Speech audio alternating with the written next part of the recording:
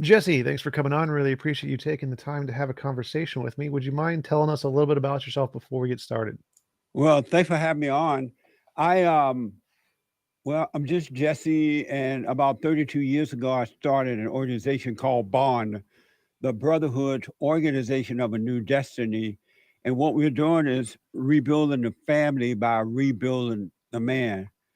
Um, I realized at that time, because the focus was mostly on Black people, I realized that they were really angry and out of control. And they were believing the lie that it was about slavery, it was about racism, it was about everything but what it was and what it is.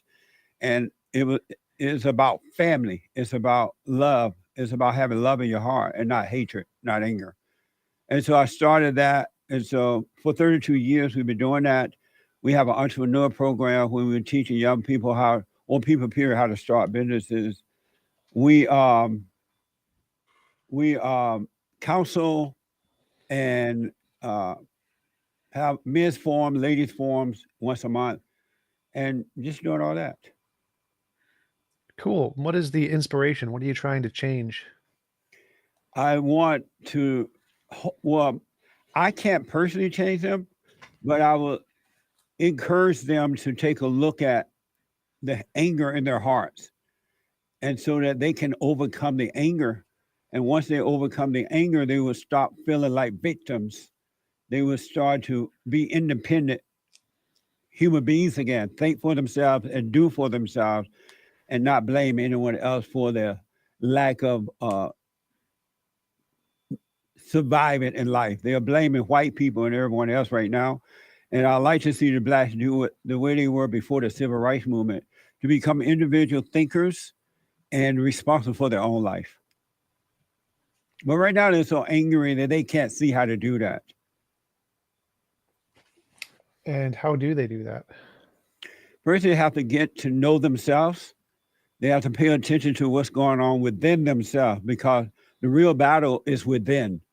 It's not about anyone else, but within themselves, they have we all human beings, every human being on earth have a spiritual battle going on between good and evil. And as long as they're looking outside, they're not going to see that. But once they see that this spiritual battle is happening on the inside, once they start questioning that, then they will start to change. But they would see that they need to forgive, because anyone that has anger is evil. They're evil. Anyone that has anger cannot be trusted. They are evil, and they're jealous and envious and suicidal thoughts and stress and worry and anxiety and all that. And so once they go and forgive their mothers for turning them away from their fathers, and their fathers for not being there to protect them from that anger of the mother, because mothers rebuild and recreate the children in her image. Mothers have no love; they only have anger, and so they're very jealous and insecure, and so they turn the kids away from the father because of their jealousy. So I'm encouraging them. We work with all people now, all around the world, and I'm encouraging them to look at the battle, the spiritual battle that's going on within themselves, because our battle is not a physical battle, it's a spiritual battle, a warfare between good and evil. And if you notice, people today are very angry. We have a new religion in the country now of anger instead of love. Well, what do you mean when you say anger or anybody who's angry is evil? Like, I believe you're a Christian, right? And God was angry in the Bible, but you wouldn't call him evil, right? Right, because God was never angry. He was able to see what was going on and dealt with it. He discerned. We as children of God have discernment. We don't have anger. Anger is the nature of the devil, and it's all ego. It's all about self. It's all ego. And once you start to examine yourself, you will see that all thoughts and all emotions are evil. All thoughts and all emotions, they build you up to let you down. They let you down to build you up, to build you up to let you down. And after a while, you want to jump off a bridge. And so all thoughts are of the devil. They are not from God. All emotions of the, except practical thoughts. Like, I'm going to build a house, right? I learned how to build a house. And when I build a house, I'm done with that. But all this other crap is the nature of the devil and not of God. So I remember there's a few parts in the Bible where it specifically said like God was angry, like Deuteronomy 9:8, where it says, and the Lord was so angry with you that he would have destroyed you. In Psalms 56:7, because of the wickedness, God them called them forth and in anger put down the peoples. Is that like a different kind of anger? Like, what do you mean by anger? Because I don't Um, understand when you say anger is evil. there is now, the Bible has been rewritten so many times over the years based on the culture, because I remember a time when they would call anger hatred, but hatred was what to the ego sound like a bad word, so they changed it to resentment, and then resentment sounded too bad, so they changed it to anger. Anger is supposed to sound nicer, but I don't know if why they call it anger, because God is never anger. He is of love, and he never holds anything against anyone. But anger, maybe they just rewrote the Bible because it's very deceptive to human beings, because human beings will base the emotions on that of God, especially after they call themselves a Christian. They will say, well, Jesus was angry, because they have identified with that nature as though it's them. And it's hard to let that nature go, that false nature go. And so they hold on to their mess, that life, thinking that it's life, but they're dying. But God and his son Christ were never angry. Perfect love casts out anger. If you notice too, anyone that has anger has fear. And God is not of fear. Greater is he that's in us than he that's in the world. So anger is also, I realized that anyone that has anger, um, they have suicidal thoughts and anxiety and so-called PDS, which is really not the name for it. And so anyone that has anger has no peace, because that nature is that of the devil. Well, I understand anger to just be like a response, and there's certain times where it's reasonable to be angry. Like it's reasonable for the Jews to be angry at Hitler. It's reasonable for people to be angry if someone puts them in slavery. It's reasonable for people to be angry if you've been cheated or lied to or hurt in some way. I don't see anger as evil. I think it's a perfectly rational, justifiable thing. And like Jesus was angry at the tax collectors and kicked them out of the temple. I think that was perfectly reasonable. Um, is that the same kind of anger you're talking about when you say anger is evil? You mentioned the Jew situation and slavery and all that. The one thing I can absolutely tell you for sure and without a doubt, there is never, ever, ever, ever, but never, ever, ever, ever, but never a time to be angry. Never. Otherwise, why would God tell us to love our enemy, and not to hate them? Pray for those who try to that goes against you, try to get revenge or whatever, because they know not what they do. They cannot see. And so he encourages us to pray for them instead of to hate them, because they are blind and cannot see what they're doing.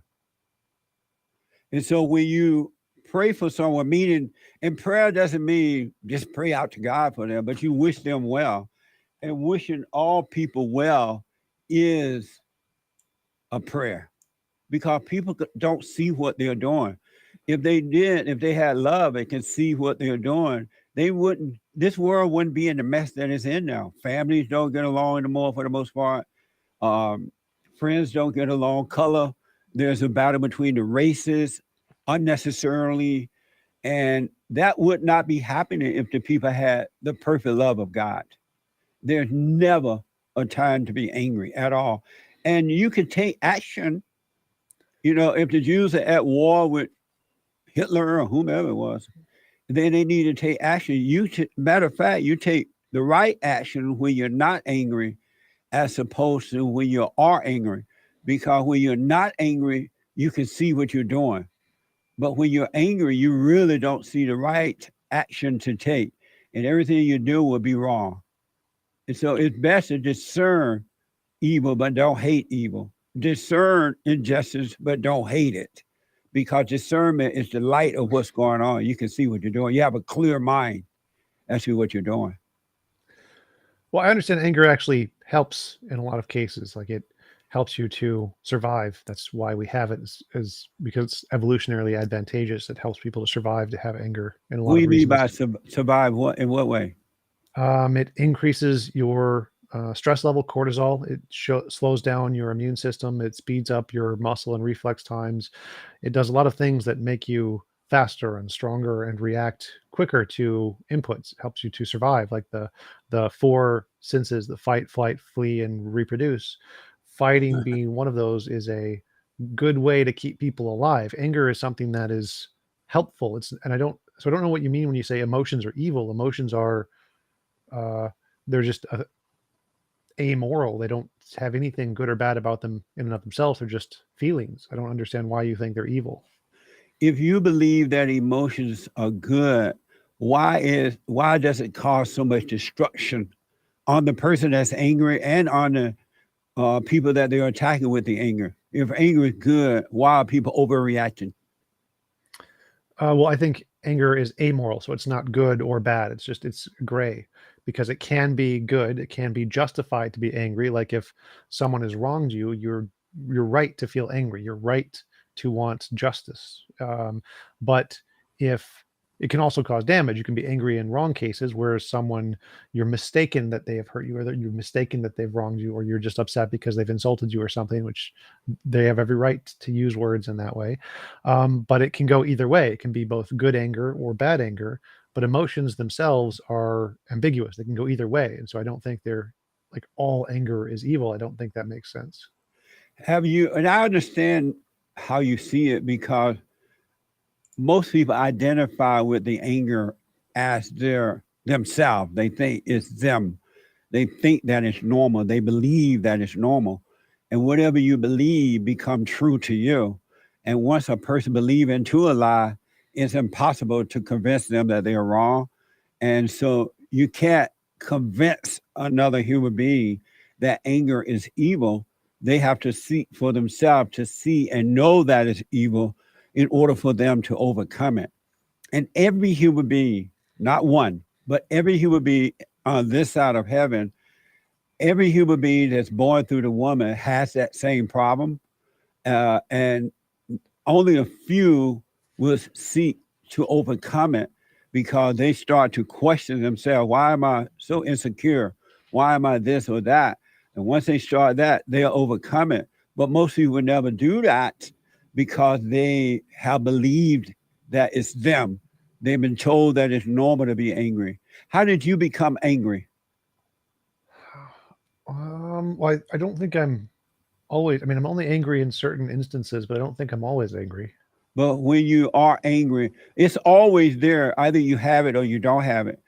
And so when it does come up, how did you first become angry? I mean, like the first time ever, like when I was a little kid, Yeah. that was way before I could remember. I think that anger is a natural process of the brain. So it happens, the first time it happens is probably before you even have memories in your twos or threes, because you're experiencing pain and uncomfort from physical ailments, chicken pox, whatever, and those things cause you to be upset or frustrated. When you're hungry and you're not getting food, you get frustrated and angry, like when kids throw tantrums because they don't get enough food. And I think that's a good thing. It's a good thing they do that, because then the parents can look at them and like, oh, they need something. We need to give them the thing that they're missing. So it's helpful, not evil. So you mentioned a few minutes ago that anger, when you're angry, it does something to the body. It motivates you to do this and do that, right? Yeah. But anger destroys the body. That's why one of the reasons so many women have cancer, because anger brings on diseases. Anger destroys every fiber of the body. It doesn't give life, it destroys life. And so it's love that gives life to the body as well. It gives you a sound mind, a clear mind. It brings peace that's everlasting no matter what you have to deal with, the situations in life. It you never take anything personal when other people are letting out their anger, expressing their anger, because why do you think? Because you're protected from it, but why do you think God said, "Overcome evil with good"?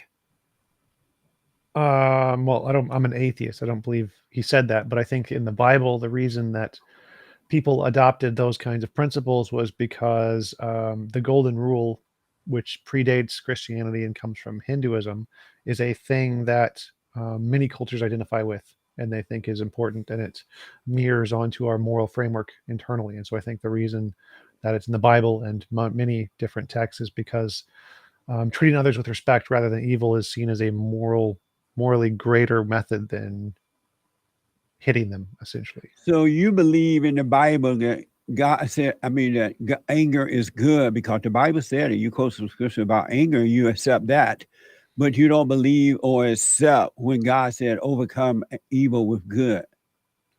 Why have you Well, chosen to pick one but not the other? well, no, I accept it says both, but I think, You said you didn't believe he said that.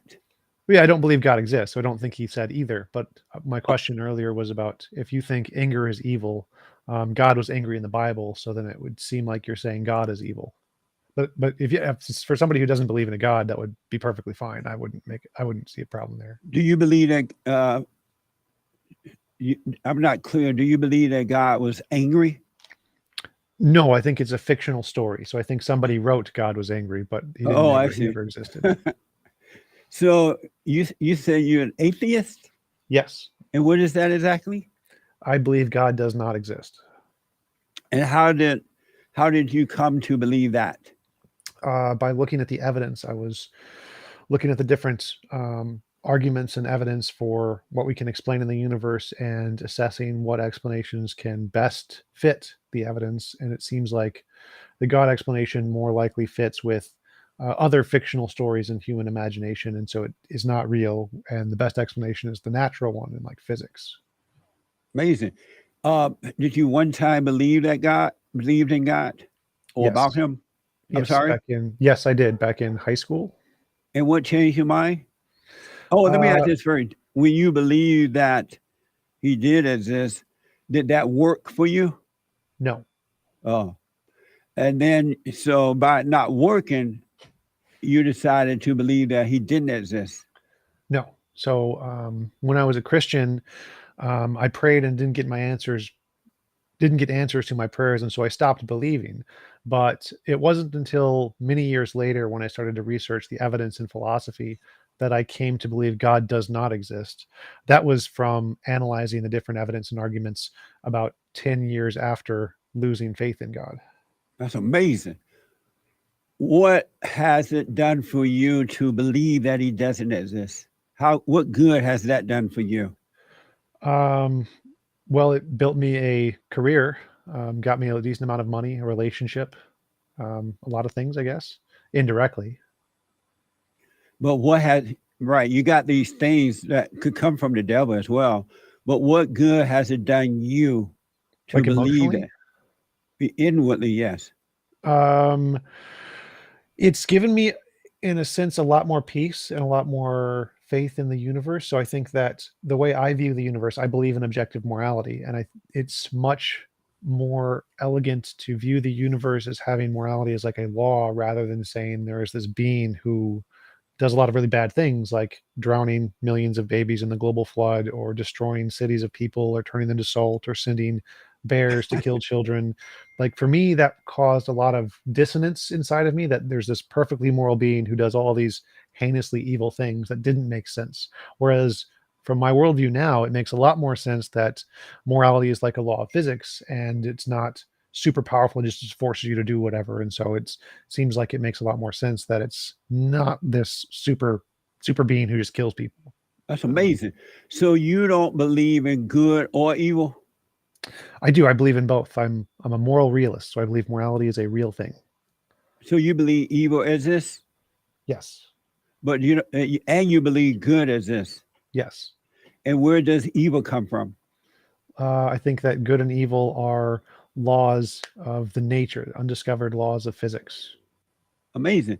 So when you are all alone, no one around, no cameras on you, people not praising you for being a good little atheist, and you're just all alone. How do you deal with the emptiness that you feel, and the deception of the thoughts and of the mind? How do you deal with that emptiness when you're all by yourself? Um, well, if I'm in a relationship, I don't feel emptiness. So like I have, Right, I, but when you're not in a relationship and you're all alone, the girl is not around, the TV is not on, the money is not pouring in. You know you have the money, but it's not pouring in. How do you deal with that emptiness? I don't normally feel empty in those situations. I mostly feel like meditation. So I like to do meditation when I'm alone. And what do you feel? Calm. Why do you do meditation? Um, it's calming. Calming from what? Well, so like when you're in an average day going through things, you have stimulus like talking to people, playing video games, being in a relationship, and those things cause a lot of high activity in the brain. It's lots of stuff is going on, and meditation slows down the brain and it makes less stuff going on. So it's more like ripples, lots of ripples in a water, and then the meditation calms it and makes it more like flat water, and that's what's going on when you do meditation. That's amazing. So you don't believe that you can live a life without all that stuff going on inside of you? Oh, you definitely can. There are medical cases where we know people have certain conditions that disable their ability to feel emotion. They're called anhedonia and alexithymia. So anhedonia is the inability to feel pleasure, like physical pleasure, sexual pleasure, monetary pleasure. And alexithymia is the inability to feel emotional connection to other human beings, love, empathy, compassion, those kinds of things. And there are people who have both, where they're completely unable to feel any of those emotions. And we know there are people who get certain parts of their brain damaged and they lose all emotional capability whatsoever. So we have lots of examples of people who do actually are completely incapable of feeling emotion. Amazing. That's amazing, man. That is really amazing. So would you date a Christian woman? Sure. You would date a Christian. And would you let her convert you? Well, to convert me, I would need evidence. So I need some way to show that the God exists true, independent of our imagination. You need some way to differentiate imagination and reality. And if anybody could do that, then that would convince me Christianity was true. It wouldn't need a girlfriend for that. Just anybody who can give me evidence. Well, I can tell you how to know for yourself. And if you try it, you will see that if you're serious about it, you will see that it works. May I tell you how? Yeah, absolutely. If it can differentiate imagination from reality, that would definitely do it. Doubt every thought you get about anything at any time, except practical thoughts like I got to go to work, I got to do my show. But doubt every thought, let it all pass so that you could stay in reality rather than living in a false sense of the past or the future that doesn't exist. And if you could doubt every thought, you shall know the truth. But as long as you believe thought, you never will know the truth. Well, actually, I like that method a lot. In fact, that's what Descartes did. He doubted everything he could down to the one thing he couldn't, which is I think, therefore I am. Cogito ergo sum. And so that's the exact same methodology I use. I doubt absolutely everything, find the core belief, which is I think, therefore I am. I can't doubt that one. That one's one I'm not very good at doubting, but everything else I doubt. And then I try to figure out a method where I can differentiate imagination from reality and then only include the ones that I can show aren't just imaginary. So I totally agree with that methodology. It's what I've been using for most of my life.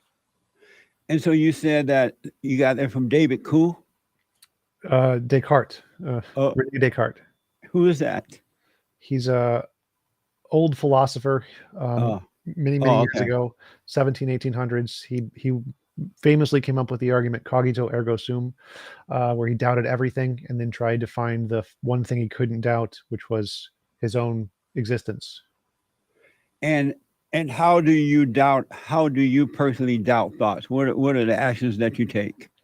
Well, I go through a methodology and I say that there's some difference between my thoughts and reality. Like I can imagine a unicorn, but I don't see a unicorn. So that clearly there's different things. And so I need some method to test any thought I have to say, does this correspond to reality or is it just something I'm making up in my head?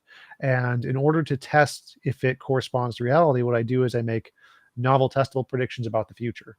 our imagination is very bad at predicting the future. But if we have some method that can accurately predict the future and do it very, very well and consistently, that's a good reason to believe whatever that hypothesis is corresponds to reality and not just our imagination. So the way I test thoughts is by using them to try to predict the future. And if they're good at predicting the future, that's a good reason to believe them. Well, how can you predict a future that doesn't exist? Um, you wait. So, like, scientists can predict that the asteroid will come every 500 years.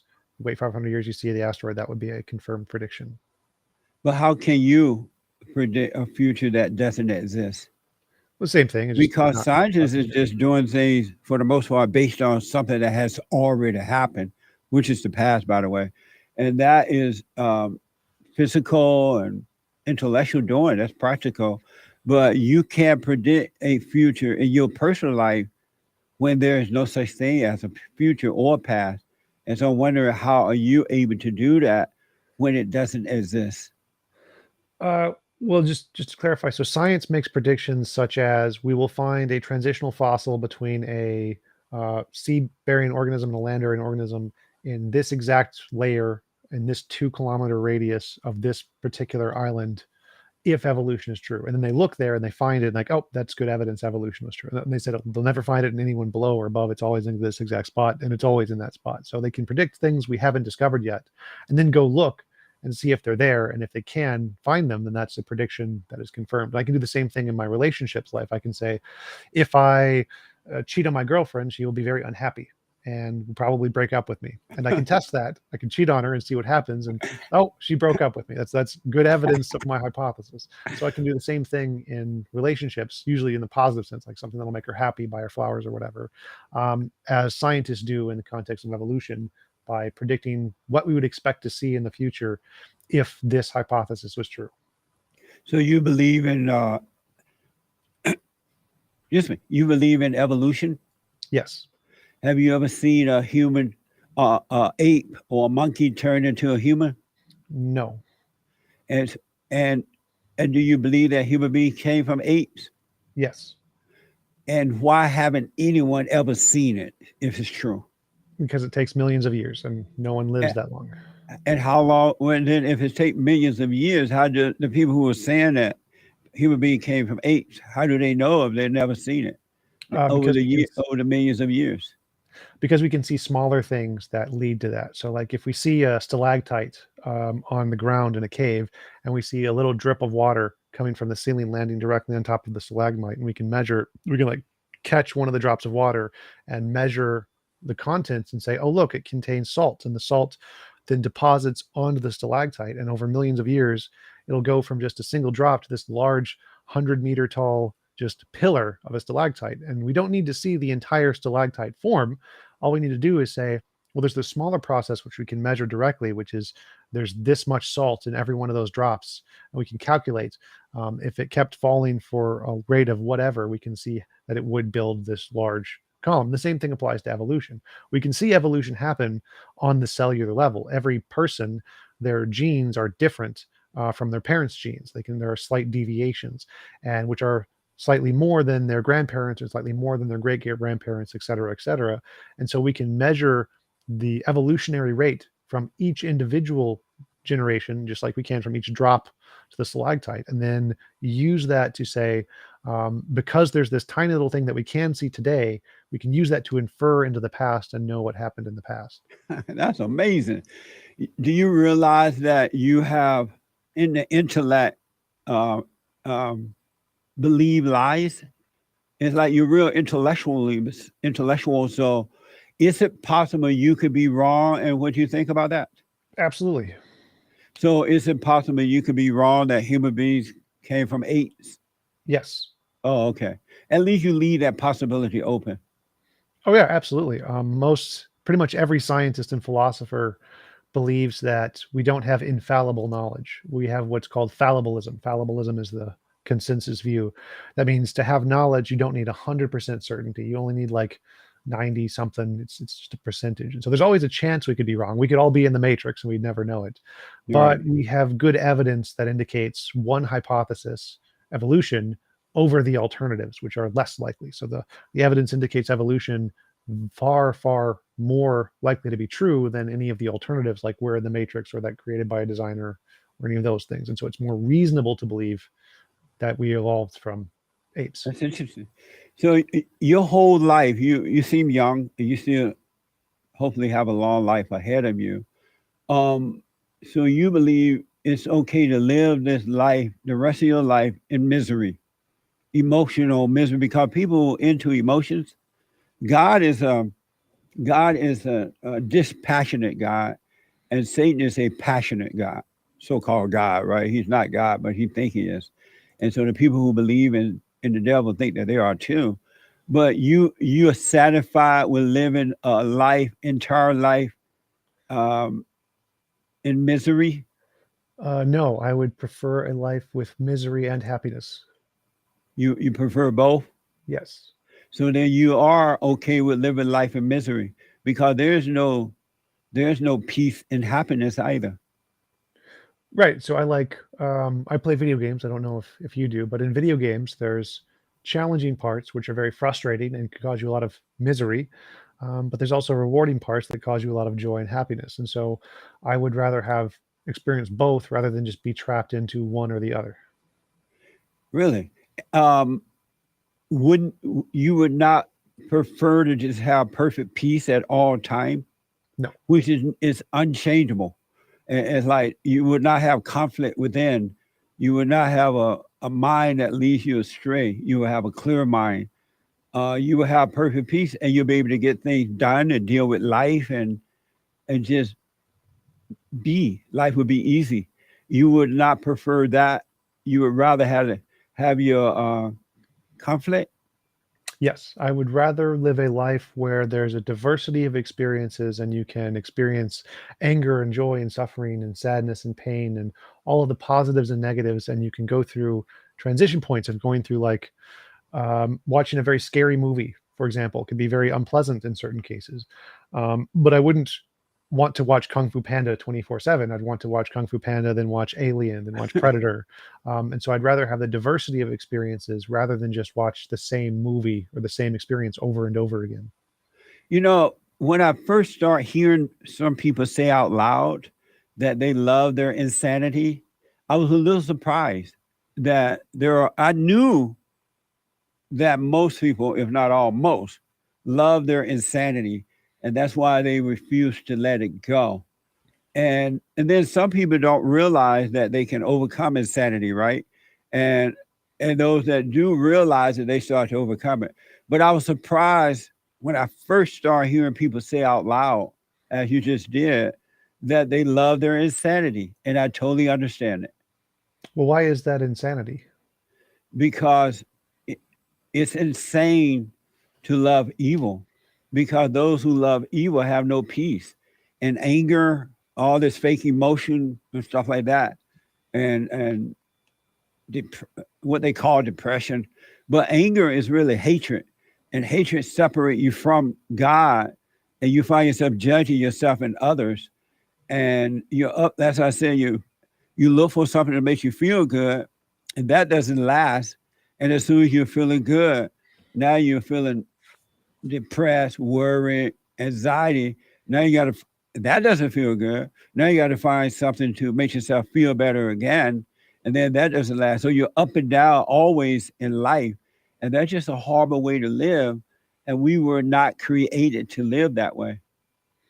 Well, I mean, I could understand if you don't want to live that way, and that's perfectly fine. I think if you would prefer a life of perfect peace, that's great. I'm happy for you. But I think that each individual should have the right to determine their own lifestyle, and that can change over time. So, for example, some person may want to live peacefully for thousands of years, and then maybe want to experience a change and go to more chaotic state, and then go back to peacefully. And it seems like that option to be able to transition between different forms seems like a better, more moral way to live, rather than trying to say that the it's evil to prefer that way and you must prefer the peace way. It seems like the individuals that want to experience the diversity aren't in any way doing anything evil as long as they don't hurt anybody else. Like if you're hurting someone else, that's evil from my perspective. But just the experiences of emotions, anger or sadness, joy, I don't see those as evil. And I think that the desire to be temporarily happy. Like I play video games to win, so and that makes me happy. But I also play video games to lose, to be challenged. And so I'm not just looking for a high, I'm also looking for the low. I want both.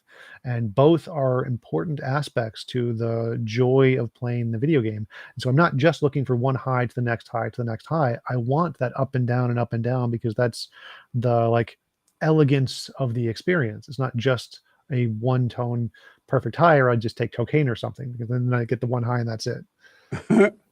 Well, you're right in that every human being has a right to live a life of insanity. They have a right to stay in that insanity. But and those who realize that insanity is wrong, they don't like that. They don't want to live that way. They are the ones that decide, you know what, this is insane. I'm tired of living in this insane world within themselves. They can overcome that. And so, but you're right. God would just let you live your insanity and die that way because He's not going to force anyone to accept life, to accept, to overcome that. So you're right that they have the right to live that way, and we have no right to judge them for living that way. They Well, decided that they love that insanity and they want to stay in it. Welcome aboard, right? I want to ask, if people were not angry, could they kill one another? Or yes, would they kill one another? yes, If they were not angry, they would kill, they would still kill. yes. There are many different cases of killing for many different reasons. We know from the people I mentioned before, there are certain psychological conditions where people can't feel anger. They just don't have the emotions. There are certain very severe forms of sociopathy and psychopathy where they literally just don't see you as a human. So they're not angry at you any more than they're angry at a rock. They just see you as a rock. And so from their perspective, killing you is no different than breaking a rock because they aren't able to feel those emotions. There's other cases of killing in sadness where you kill someone to put them out of misery. You're not angry at them, you're killing them because they're suffering and you're trying to help them. Euthanasia. There are cases of killing someone out of necessity because if you don't kill them, like you have to kill one or kill five, and so you have to kill the one to save the five. And it's not anger that you're killing them; you're killing them to try and save people. So there's lots of reasons people kill that aren't anger related. Right now in our country, you're here in America, right? Yes. In America, white Christian men are under attack for no reason at all, only because they hate the white Christian male, right? And they're trying to kill them. They're discriminated against them because they're white, and most people are jealous of them and envious. They're so jealous of the white man they call him superior by calling him white supremacy. They're saying that white people are superior to them, so they want to wipe them out. They're doing that in a state of anger, and they cannot see what they are doing. What do you think about that?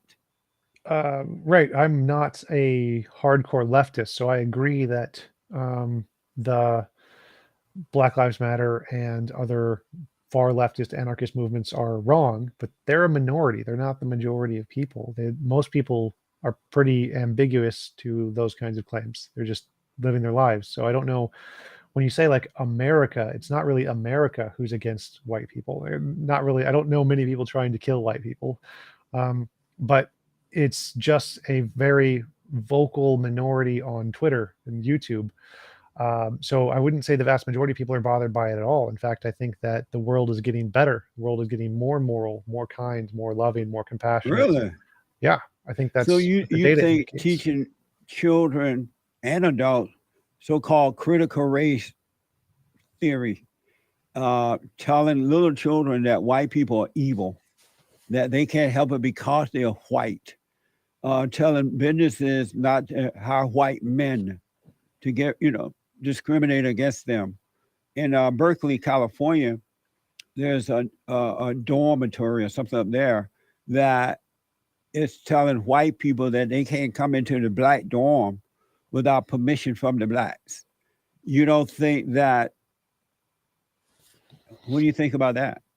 I think those are all bad. I think those, but the rate at which those Eh, happen are very small rates. So those Really? aren't like common things. Yeah. So like if I compared today with all of those things to 500 years ago and slavery and mass murder, today's better. So even though there are still bad things today, it's still far better than when the life expectancy was half of what it is, when most mothers died in childbirth, when people were dying of starvation, when people couldn't, when the amount of people who could be supported by food on the planet was significantly less, when there was like Norman Borlaug invented genetically modified wheat, saved literally a billion lives.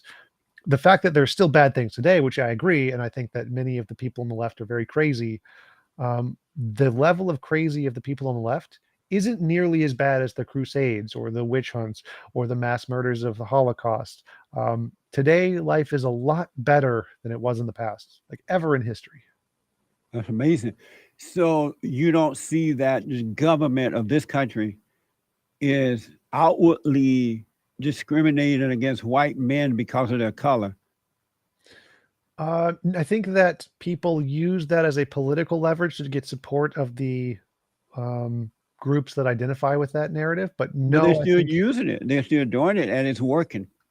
well, I don't think so. I don't think in actual politics, if you go into Washington and look at the policies endorsed by Biden or whatever, the vast majority benefit white people the most. They're mostly tax benefits for the rich who are mostly white, mostly job programs and education programs that benefit white people. But they Cutting, benefit blacks that are in the government as well. The blacks are doing the same thing that the liberal whites and phony right-o Republicans are doing. They're not getting as rich. much. They're getting rich. They use the word racism in order to pretend that they're trying to save the blacks, and they're getting rich off that because the money never goes to the blacks. So they're all promoting evil in order to divide and conquer. Well, I agree with a lot of what you said there. You're right that they are using racism as a way to leverage financial gains for themselves, but that's not against white people, that's against black people. So they're using racism as a way to leverage support from minorities, and they use that to enrich themselves, to make rich people very, very wealthy. 90 something percent of millionaires in America are from real estate, and the vast majority of people who own real estate are white guys. And so even though they're using this as a way to manipulate the public, when you actually look at what happens to the money, it's supporting white people a lot. And so you're right that they're using the narrative to discriminate against white people, but it doesn't actually harm you when it comes to rights, or harm the white people when it comes to rights. It actually benefits them, and financially significantly. That's amazing. You said something about slavery just now. Um, Slavery was never as bad as it is today for the blacks. Slavery uh, was better for the blacks than abortion itself. Abortion is worse than slavery. And when the blacks were enslaved, they thought for themselves. They taught themselves. They became very independent inwardly. And when slavery ended, they became individuals where they built, they had families. They didn't blame the white man. They were not complaining about slavery, that slavery was holding them back. And all the way up to the so-called civil rights movement. Matter of fact, the civil rights movement was worse than slavery. It was the worst thing that ever happened to blacks on this side of heaven, other than abortion.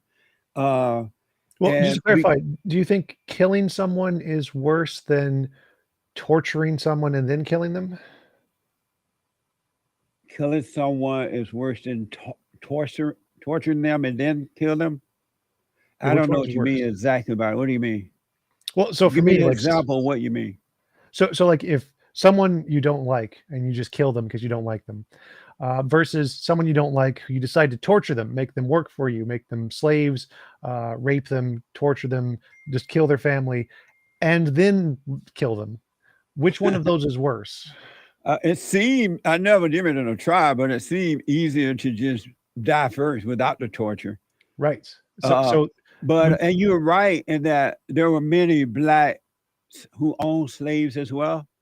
yep. And history shows that those blacks treated their slaves worse than the white slave master did. And so that was cruelty. But what you don't realize in today's America or world, they are killing the soul of the people and not the body. And it worse it's better to kill the body than it is to kill the soul. And because what does it profit a man that he gain the world and lose his soul, right?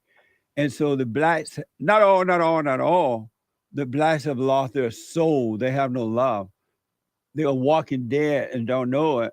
And the ones who are manipulating them and using them are walking dead too. They don't realize what they're doing. They try to get power, wealth. They're trying to feel better. And they think that by controlling others, they'll feel better. And it never works. That's why they can never get enough. But the civil rights movement, blacks were individuals, independent. They weren't blaming the whites. They knew it was a battle between good and evil, right and wrong. But the so-called movement came along, and they convinced the blacks to sell themselves over to the civil rights movement. Let us be your leaders. We'll tell you how to vote. We'll tell you who to hate and who not to hate. We'll get everything for you. We'll get government programs for you. And so the blacks became groupies into their blackness rather into what is right. And Well, they have never been able to return from that. do you think that slaves had a better life than African Americans today? They had a better life in that they had love in their lives, but the blacks can get more materials today. They have more stupid stuff, right? But they're not better people than the blacks were enslaved. Well, I would like to leave it up to the individuals, and I'd want to ask each African American, would you rather live your life as you have it today, or would you rather live as a slave in America back in the 1800s? I think the vast majority would probably pick their life today. And by that metric, I would probably say that their lives today are better. So if they have the freedom to choose, be a slave in the past or live your life as it is today, and they freely choose to live their lives as it is today, I think that it would be moral to allow them to do that, and that means that their lives today are better. But and you're right. Most of them would say, "Oh, I prefer it today than slavery," right? Because they've been lied to about slavery. So in their imagination, because they believed a lie, once again, in their imagination, they believe that slavery, the traders of writing the history of slavery have set it up so the blacks can believe lies about slavery. And so they have this bad image of it. And so, yes, they would tell you, well, it's better to live now than live enslaved. But what they don't realize is that they're enslaved anyway. They're lost in imagination. They're being controlled. You can tell a black people that, especially if it's a white on black situation, you can tell them that was racism. And right away, they'll just believe it. They won't question it. They'll believe it, and they'll burn down America, not realizing that they are enslaved in the imagination. And that's where their enemies, which are black people, so-called black leaders and liberals and right-o Republicans, that's where they want them in order to control them. Well, let's say that we could use a time machine and actually go back and see slavery for what it really was. None of the lies. We just get rid of all the lies. Right. So we could show all of the African Americans in America what slavery was really like back then, and gave them the option. They could go back and be slaves, or they could continue to live their life as it is. Which do you think they would choose? They would go back and be slaves because they would be physically enslaved, but not spiritually, not mentally, because inwardly they would have peace, and physically they'd be subject to someone else, right? In some cases, but they would have peace of heart. They would love God with all their heart, soul, and might, and so they would be at peace, even if they're physically enslaved. Because right now they are enslaved and they have no peace at all. They have zero peace. They have nothing but anger. Their kids are angry. Their parents were angry. Their parents and the kids and the kids and the kids. That's why they are going around committing all sorts of crime and raping and murdering and killing and stealing cars, and because they have no peace. They have no love. And they weren't doing that during slavery. What the? Even prior to the civil rights movement, they were not doing those things. I grew up during the so-called Jim Crow era, During the so-called Jim Crow era, blacks were not out of control as they are today because they had love, they had family, they were doing for themselves. They had land, and they owned businesses, and they were individuals. They didn't have leaders over them telling them how to think and what to do, and they knew that the battle was a battle between good and evil, so they didn't hate white people. They knew there were bad whites and bad blacks, decent blacks and decent whites. They knew it was a spiritual thing. It wasn't until they sold themselves to the civil rights movement that all that started to change. Now you found some angry black people, W.D. Du Bois, the so-called talented tent. They were evil people, and they wanted to control the blacks. And so you will find some, because evil has always been around just as good. But majority of blacks had a sense of self-control. They were not blaming the whites for being losers. Well, so if we look at the crime of African Americans today, do you think the crime of like looting and stealing cars, is that worse than taking another human being and making them your slave? Because that seems to be also a crime. Repeat that again. I'm sorry. You mentioned that there's certain crimes African Americans commit today. Am I right about that? Yeah, absolutely. But to me, it seems like the crimes the white people committed by stealing the black people and making them slaves were also crimes, pretty bad crimes. That's a crime, I think. But the white people didn't steal the black people, made them slaves. The Black kings of Africa sold them and captured them and sold them. Yeah, but they were captured by black was sold to the Arabs. Yeah. And then the Arabs went around the world selling blacks to different countries.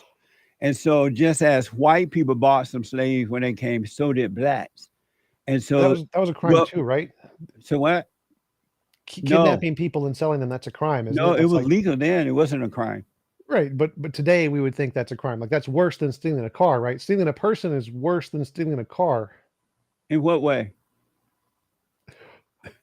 Well, cars they're not conscious, so you're not literally torturing a conscious entity, which is one way. Well, I know what you mean when you said worse than stealing a car. Car is just a material thing. You're right about that. And a person is a human being. You know what I'm saying? So I do understand that. But back in those days, it just wasn't. Blacks were not as screwed up as they are now. They were not. They didn't think anyone was superior to them. They didn't compare themselves to anyone else. They just lived as individuals.